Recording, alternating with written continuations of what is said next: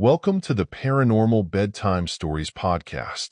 I'm author Todd Chapman, your host. Join me as we explore the mysterious world of the supernatural. From encounters with aliens to sightings of Bigfoot, we delve into it all. I've experienced the paranormal since childhood and even had a near-death experience that led me to become a contact tour guide in Sedona, Arizona. Now, I bring you first-hand accounts from those tours and from individuals who I've interviewed.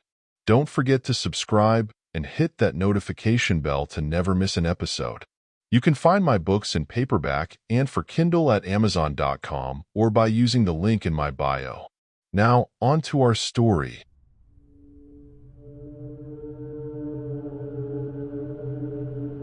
Yesterday, a neighbor and I drove to a well-known tourist destination high up in the mountains.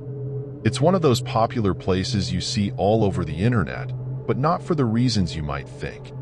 She too had seen photos of it, so jumped at the chance to visit.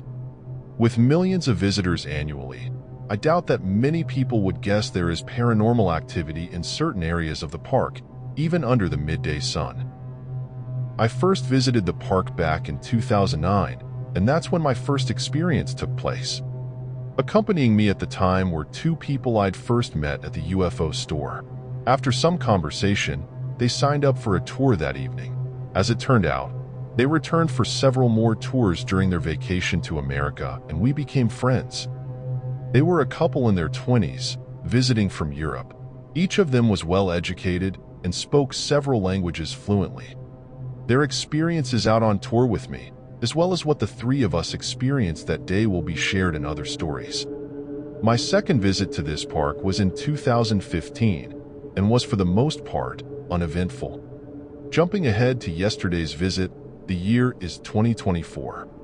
It was a very hot day, but that didn't keep all the tourists away. The park was busy.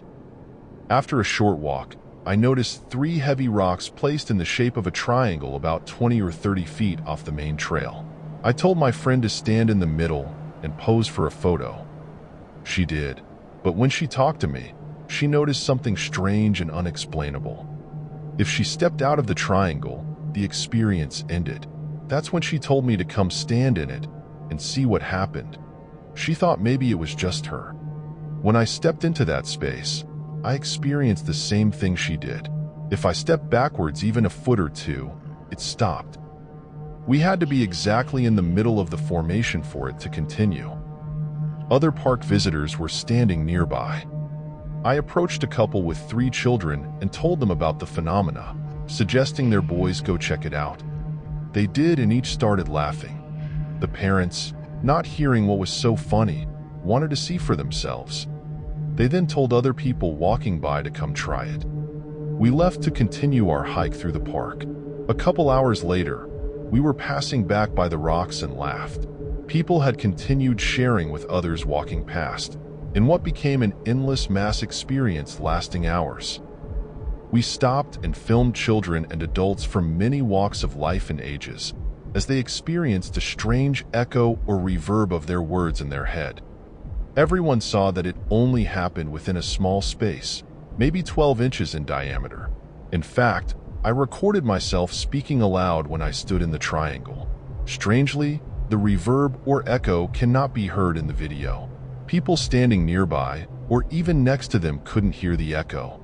It was only perceptible to the observer. Before leaving, my friend returned to the spot and stood there for around 60 seconds, or twice as long as her last experience. When she stepped out from the rocks and walked over to me, she said she was suddenly dizzy or lightheaded. She drank some water, and we headed back to the car. Our conversation on the way home was curious. Was it a portal of some kind? What was echoing sound in that manner, and in such a narrow bandwidth of space that only one person can hear it?